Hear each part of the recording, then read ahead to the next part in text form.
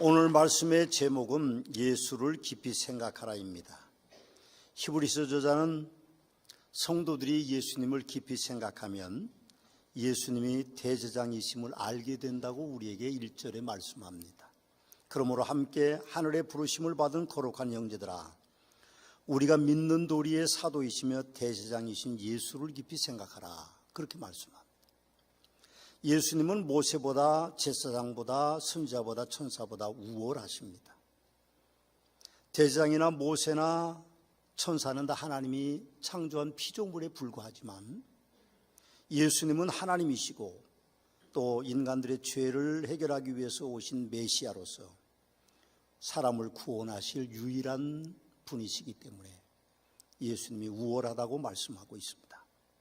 히브리서 7장 12절은 제사 직분이 바뀌었은즉 율법도 반드시 바꾸어지리다, 그렇게 말씀하시고 히브리서 7장 27절 28절에서는 예수님이 먼저 자기 죄를 위하여 다음에 백성의 죄를 드리는 대제장이나 제사장은 다시 또 제사를 드려야 되지만 예수님은 단번에 우리를 위해서 속죄의 제물이 되어 주셨기 때문에 다시는 속죄의 제사가 필요 없는 율법의 약점을 커버하는 대제사장이시라고 그렇게 말씀하고 있습니다.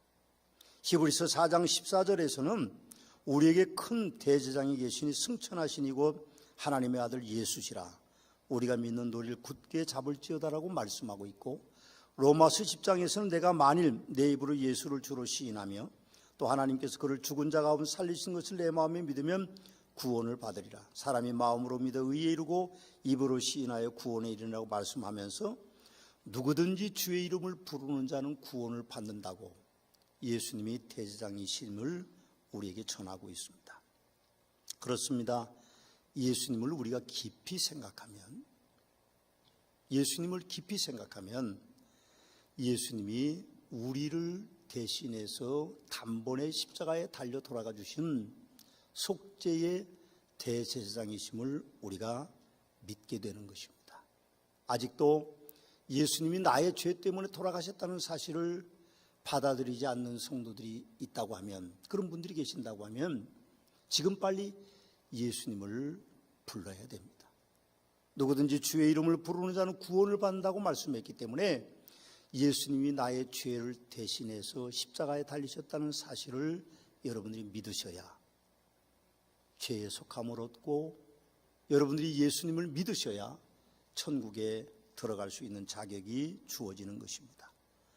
대제사장이라는 직분은 제사장 집단의 대표로서 모든 제사제도와 재판을 맡는 그런 대표적인 사람입니다. 그는 매일 제사를 집례하고 백성들의 죄를 속하기 위해서 1년에 한 번 속죄소의 대속죄일에 들어가 황소의 피를 뿌리면서 백성들의 죄를 사하는 직분입니다. 구약시대의 제사장은 아론의 후손의 혈통으로 이어갔습니다. 대제사장은 대제사장의 장자로부터 이어가는 것이고, 그 제사장은 머리에 기름을 부을 뿐만 아니라 속죄의 피를 가지고 몸의 여러 곳에 뿌리는 그런 의식을 통하여서 이제 예복을 입혀지는 그런 직분, 좀 독특한 직분이라고 볼 수 있습니다. 대제사장의 직무는 매일 소제를 인도하고 그리고 백성들을 위한 속죄제를 드렸습니다. 제사장은 분명히 제도권 안에 있는 사람이죠. 또 다른 직분인 선지자는 제도권 밖에 있는 하나님의 사역자라고 볼 수 있습니다. 구약시대의 제사장과 선지자는 하나님의 뜻을 사람들에게 전거하고 사람들을 재판하는 일과 사람들의 속죄의 제사를 드리는 일들을 집례해 왔던 사람들입니다. 그러나 대제사장과 제사장이 제도권 안에 교육을 받았다고 해서 그 제사장과 대제사장이 온전한 사람이 될 수는 없는 것입니다. 그도 사람이기 때문에 당연히 온전한 사역을 감당할 수는 없었죠. 그래서 율법이 폐하여지고 예수 그리스도의 복음으로 믿음으로 구원받는 세대에 와서는 예수님께서 이제 홀로 모든 죄를 담당하셔서 사람들이 그 죄를 담당하지 않도록 제도를 바꾸시는 것입니다. 사실 우리는 율법을 지킨다고 하면서도 온전하지를 않습니다. 역시 제사장이나 대제사장도 마찬가지죠. 우리가 어떻게 온전할 수 있겠습니까? 그렇지는 못한 것이죠. 그러나 예수 그리스도께서 우리의 모든 죄를 지시고 십자가에 달리셨기 때문에 우리의 과거의 죄와 그리고 현재의 죄와 미래의 죄들이 다 예수 그리스도의 보혈의 공로로 사함을 받는 것입니다.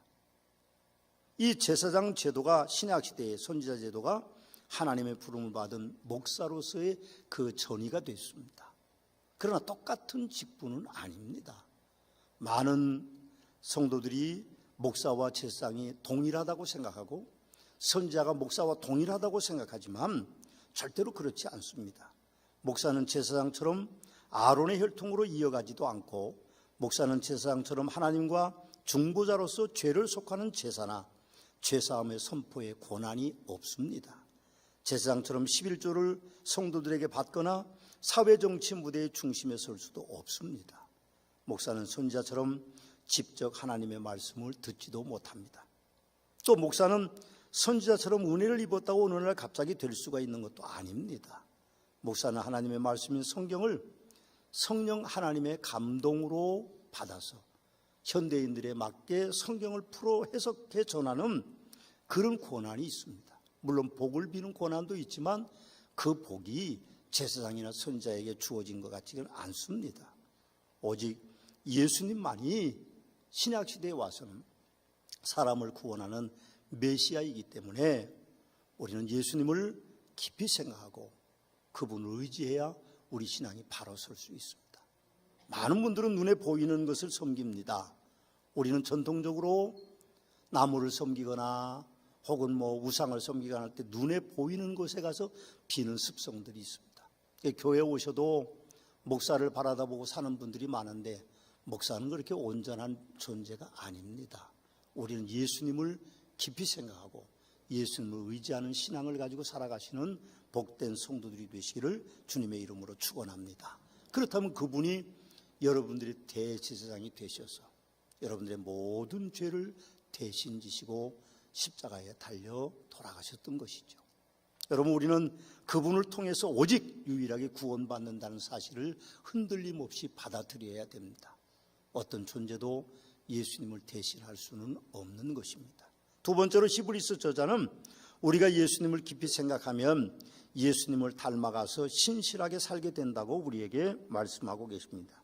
2절에 보니까 예수는 자기를 세우신 이에게 신실하기를 모세가 하나님의 온 집에서 한 것과 같이 하셨다 하고 신실한 삶을 사는 예수님을 우리에게 말씀해 주고 있고, 우리도 예수님을 깊이 생각하면 당연히 신실하게 살아야 된다고 말씀하고 있습니다. 히브리서 저자는 예수님은 선지자보다 천사보다 모세보다 제사장보다 우월하시다고 말씀하셨습니다. 예수님의 우월성을 거론하는 것은 어떤 면에서는 인간으로서는 불경한 것 가운데 하나이지만, 그러나 그분이 하나님이시고 그분이 사람의 육신을 입고 오신 사람을 구원할 모든 죄의 짐을 지고 가주실 분이고, 그분은 다시 오실 심판의 왕으로, 만왕의 왕으로 오실 것을 우리가 전하기 위해서 오늘 히브리서 저자는 우리에게 그렇게 말씀하고 계시는 것입니다. 예수님이 모세보다 우월하시다는 것은 인간의 회복, 곧 하나님의 형상을 다시 얻고자 하는 유일한 기능을 우리에게 전해주고 있는 것입니다. 모세가 전해준 율법으로는 구원을 받을 육체가 없습니다. 율법은 죄를 깨닫게 하는 몽학선생일 뿐이고, 히브리서 7장 19절 말씀과 같이 율법은 아무것도 온전하게 못할지라 이에 더 좋은 소망이 생기니 이것으로 우리가 하나님께 가까이 가느라고 예수를 깊이 생각하는 사람들에게 예수님이 찾아오심에 대한 이야기를 하고 계십니다. 또 히브리서 7장 22절 24절은 이와 같이 예수는 더 좋은 언약의 보증이 되셨느니라. 예수는 영원히 계심으로 그 제사장 직분도 갈리지 아니했다. 그렇게 말씀하시므로 예수님께서는 우리의 죄를 속죄하기 위해서 이 땅에 신실하게 살았음을 이야기합니다. 갈라디아서 3장 19절 23절 말씀에 보면 그런지 율법은 뭐냐? 범법함으로 더하여진 것이라. 천사들을 통하여 한 중보자의 손으로 베푸신 것인데 약속하신 자손이 오시기까지 있을 것이라. 믿음이 오기 전에 우린 율법 아래 매인바되고 계시될 믿음 때까지 갇혔느니라고 그렇게 말씀하면서 로마 10장 4절은 예수 그리스도는 율법의 마침이 되셨다라고 그렇게 말씀하고 있습니다.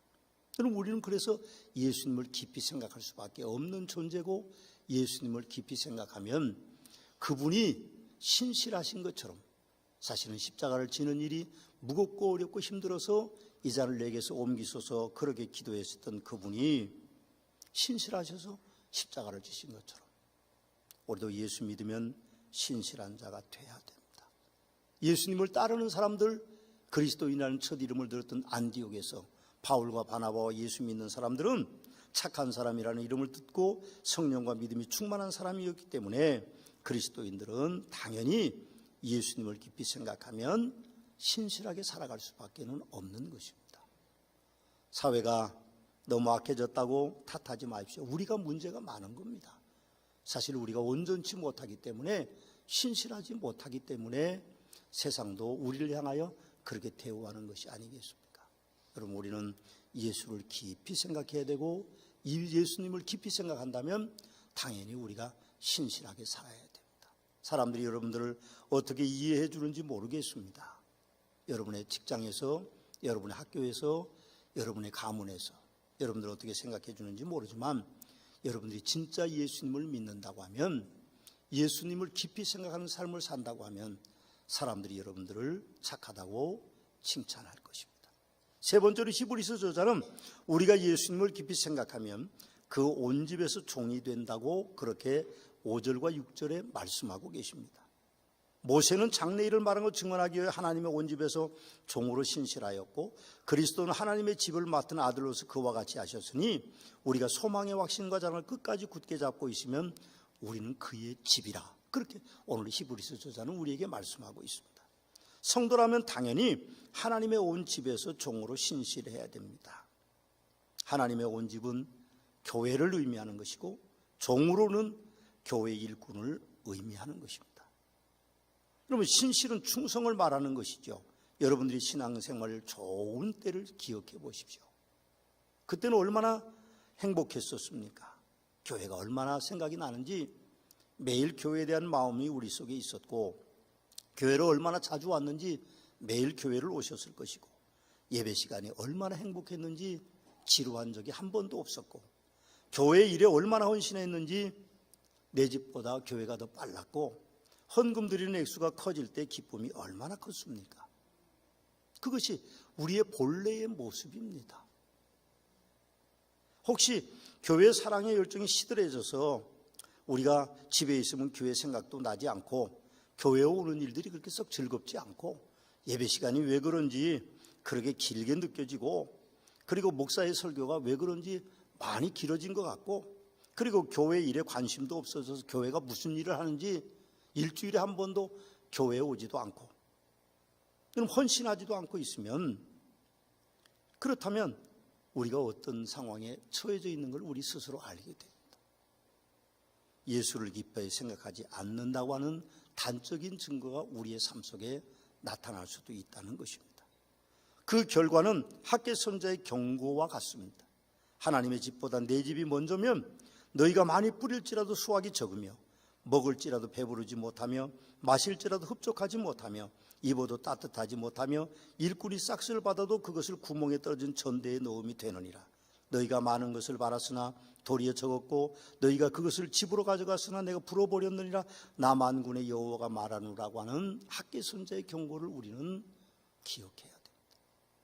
왜 우리가 열심히 사는데 내가 왜 이렇게 되었는지 되돌아보면, 우리가 하나님을 사랑하는 마음이, 예수님을 깊이 생각하는 마음들이 우리 속에서 사라지고 있기 때문에 우리의 삶이 더 어려워진다는 것입니다. 이전에는 우리가 그렇지 않았는데 내가 왜 그렇게 변하는지, 내가 왜 이렇게 변했는지 그런 생각이 드신다면, 우리는 요한계시록 2장에 있는 말씀, 에베소 교회의 사자에게 편지하는 음성을 들을 줄 알아야 됩니다. 어디서 떨어졌는지를 생각하고 회개하여 처음 행위를 가지라. 만일 그렇지 아니하고 회개하지 아니하면 내가 내게 가서 내 촛대를 그 자리에서 옮기리라. 그렇게 말씀합니다. 우리 마음속에 진짜 예수님을 사랑하는 마음이 없어졌다고 하면 우리는 빨리 회개해야 됩니다. 그리고 빨리 우리는 회개하고 회복돼야 됩니다. 우리 인생이 내 마음대로 되는 게 아무것도 없습니다. 근데 우리는 마치 내 능력으로 살아가는 것처럼 생각합니다. 내가 잘하면 되지, 내가 열심히 하면 되지, 내가 능력 있으면 되지. 여러분, 인생은 그런 것이 아닙니다. 아무것도 내 마음대로 되는 것이 없습니다. 내가 왜 일이 되었나 그런 생각이 드신다면 지금 당장 회개하시고 하나님의 은혜의 보좌 앞으로 담대히 나가야만 될 것입니다. 오늘 본문 6절은 우리가 소망의 확신과 자랑을 끝까지 굳게 잡고 있으면 우리는 그의 집이라고 우리에게 축복해 주고 있습니다. 참 놀라운 일이죠. 우리가 예수님의 집, 하나님의 집이 된다고 하는 그런 것들이 우리가 흔들리지 않고 굳게 신앙생활하면 얻을 수 있는 축복이라는 것을 말씀하고 있습니다. 하나님의 집인 교회를 종처럼 잘 섬기면 섬기는 일꾼들은 그의 집, 하나님의 집이 된다고 말씀하고 계시는 것입니다. 여러분, 교회를 잘 섬기는 것이 어렵죠? 저도 어렵습니다. 그래서 히브리서 저자는 끝까지 굳게 잡고 있으라고 우리에게 그렇게 부탁하고 계시는지 모르겠습니다. 변함이 없어야죠. 하늘나라가 가까워질수록 우리가 사는 날들이 짧아질수록 더 교회를 잘 섬겨야 됩니다. 은퇴하셔도 교회는 할 일이 많습니다. 나이가 먹어도 교회는 할 일이 많습니다. 오셔서 기도하시고 오셔서 청소도 하시고 오셔서 여러 가지 할 일들이 너무 많기 때문에 교회는 항상 성도들을 북적북적해야 됩니다. 우리 교회는 주중에는 별로 북적북적하지 않고 주말에는 좀 북적북적한데 주중에도 직장을 다니지 않는 분들은 적어도 하루에 한 번씩은 교회에 오셔야 됩니다. 그것이 하나님을 사랑하는 표시죠. 그래서 모세나 예수 그리스도께서 하나님의 집에 종처럼 살았다고 하는 것을 우리 기억하시고 하나님의 집을 사랑하는 복된 성도들이 되시기를 주님의 이름으로 축원합니다. 2019년 서문화교회는 4가지의 중점 사역을 합니다. 하나는 신앙의 재정립입니다. 또 하나는 우리 교회가 교육기관 성장을 꾀하고 있고, 또 하나는 교회 리모델링이고, 또 하나는 캄보디아 교회 건축을 우리가 4가지 중점 사역으로 정했습니다. 우리가 신앙 재정립을 세우기 위해서 수요일에는 교리 공부를 계속할 것입니다. 그리고 3월 첫째 주는 엇갈린 신학들의 풍경의 저자 정승태 교수님을 모시고 사경회를 준비했습니다. 그리고 교육기관 성장을 위해서 우리 교회는 몸부림칠 것입니다. 제가 교육기관 성장이라는 말보다는 교육기관 부흥이라는 말을 쓰지 못했습니다.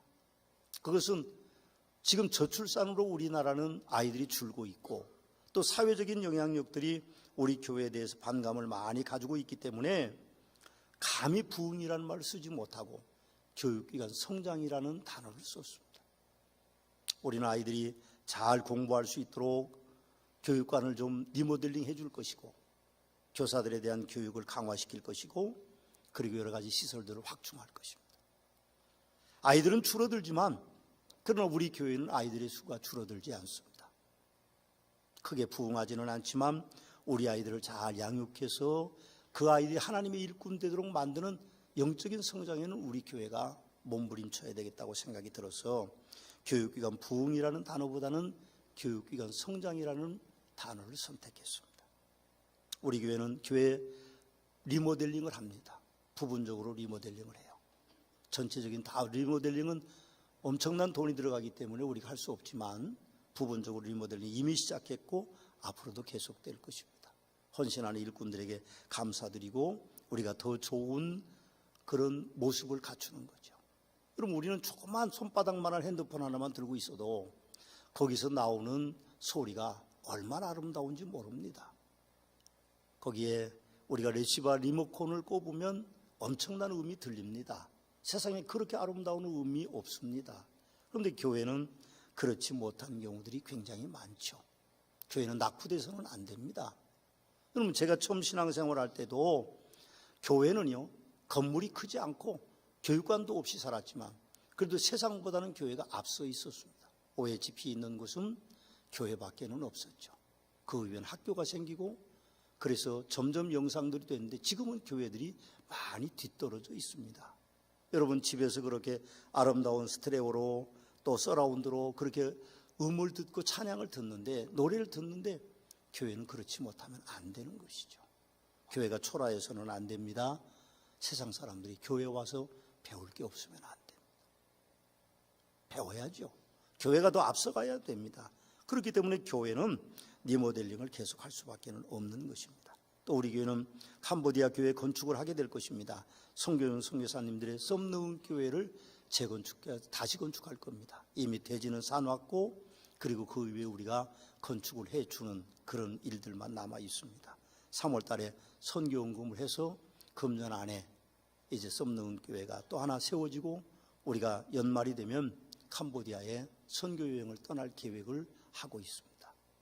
여러분, 이런 일들이 결국 우리 교회가 해야 될 일들입니다. 어떤 분들은 왜 교회가 일을 그렇게 많이 하냐, 조용히 살면 힘들지 않고 그럴 텐데 저도 그러고 싶습니다. 저도 이제 은퇴 얼마 안 남았으니까 조용히 얌전히 살다 가면 저도 편하지만, 그러나 우리 교회는 그렇게 해서는 안 됩니다. 끊임없는 노력이 있어야 되고 선교에 대한 열정들로 교회 안의 성도들이 재교육되고 또 재교육돼서 훈련돼서 더 좋은 일꾼들로 만드는 것이 예수님을 깊이 생각하는 사람들의 모습이라고 생각합니다.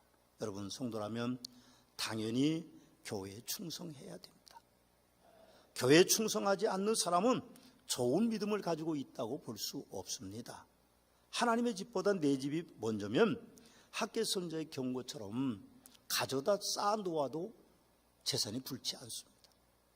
밑 빠진 독에 물 붓는 것이고 그리고 구멍 뚫어진 천대에 넣음이 되느니라고 그렇게 말씀하고 계십니다. 우리가 많은 것을 바랐지만 도리어 적었고 너희가 그것을 집으로 가져가서는 내가 불어버렸느라고 하는 만군의 여호와의 음성을 우리는 간과해서는 안 될 것입니다. 교회에 충성하십시오. 하나님께서 여러분의 가정 위에 놀라운 축복으로 허락해 주실 것입니다. 우리가 예수님을 깊이 생각하면 자연적으로 교회를 사랑하여 하나님의 집의 종으로 헌신하게 되는 것이죠. 또 히브리서 기자는 우리가 예수님을 깊이 생각하면 마음이 완고하게 되지 않는다고 말씀합니다. 8절에 11절 말씀에 보면 광야에서 시험하던 이스라엘들의 백성들에 대한 이야기를 합니다. 40년 동안 그 백성들이 광야에서 하나님의 은혜를 입었습니다. 마라에 쓴물이 단물이 바뀌고 그리고 만나가 오고 메추라기가 오고 그리고 낮에는 구름 기둥과 밤에는 불 기둥이 이루어지고 그리고 적군들이 쳐들어 왔을 때 하나님께서 그들을 보호해 주시는 그런 일들이 있음에도 불구하고 이스라엘 백성들은 마음이 완고해졌습니다. 그도 그럴 수밖에 없죠. 430년 동안 종노릇하고 살았는데 드디어 자유를 얻었는데 내 마음대로 살아야 된다는 생각이 그들 속에 있었겠죠.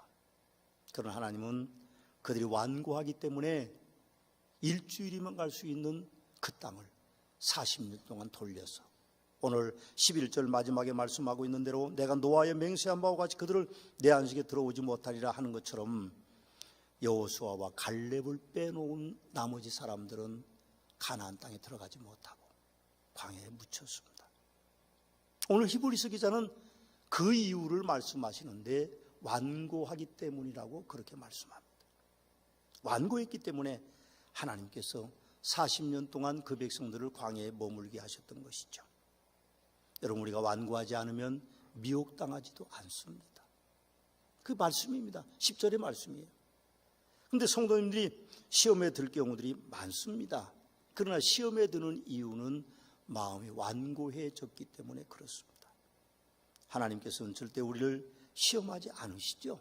사단이 우리를 시험할 뿐인데도 불구하고 우리는 마음이 완고해졌기 때문에 문제가 생기는 것입니다. 완고라는 것이 뭘까요? 원어를 보면 완고라는 뜻은 말라서 딱딱하게 굳었다는 뜻입니다. 헬라어로 스킬레리네테라고 하는 말이에요. 좀 발음하기가 어려운데 딱딱하게 굳었다, 그런 뜻이 완고입니다. 우리가 전에 쓰던 성경은 강팍이라는 단어를 사용하고 있습니다. 우리 마음이 강팍해져서 우리 마음이 완고해져서 우리 마음이 딱딱해져서 주님이 우리에게 무엇을 심어도 거기서 싹이 나지 않는다는 의미로 오늘 히브리서 기자는 우리에게 말씀하고 계십니다. 예수님의 비유에 보면 길가에 씨앗이 떨어졌을 때에 싹이 나지 못하고 새들이 와서 주워 먹어버렸다, 그렇게 말씀하시는 것 같습니다. 여러분, 우리가 성경을 읽을 때 아멘을 연발해야 됩니다. 아멘. 설교를 들을 때 아멘을 연발해야 됩니다. 아멘. 그래야 우리 마음이 완고해지지 않아요. 원래 우리 마음은 완고합니다. 원래 마음이 좋은 사람이 누가 있습니까? 마음 좋은 사람 없습니다. 자신이 그 마음을 잘 닫아듬고 완고해지지 않기 위해서 노력해야만 우리 마음이 아름다워지는 거예요. 다 욕심이 있어요. 다 욕심이 있습니다. 다 더럽습니다. 다 추합니다. 그러나 우리가 우리 마음을 완고하지 않게 될 때에 우리가 아멘으로 화답하는 놀라운 백성들이 될 수 있는 것입니다. 우리가 예수님을 깊이 생각하면 분명히 마음이 완고하게 되지 않습니다. 기도하시겠습니다. 예수님을 깊이 생각하시면 예수님이 우리를 구원하실 대제사장이심을 우리는 압니다. 예수님을 깊이 생각하시면 신실하게 살 수밖에 없습니다. 예수님을 깊이 생각하면 우리가 교회의 종으로 살 수밖에 없습니다. 예수님을 깊이 생각하면 우리가 완고해지지 않습니다. 우리가 예수님을 깊이 생각하는 복된 삶을 살기 원합니다. 오 주님, 우리를 긍휼히 여겨 주옵소서. 우리가 예수님을 깊이 생각하며 사는 복된 성도들이 되게 하옵소서. 이제는 우리 주 예수 그리스도의 은혜와 아버지 하나님의 극진하신 사랑하심과 성령님의 감화, 감동, 역사하심의 은총에 오늘 예수님을 깊이 생각해 예수님으로 말미암아 구원받고 예수님의 사람이 되기 원하는 성도들 위해 승리와 축복의 하나님으로 함께 계시옵기를 축원하옵나이다. 아멘.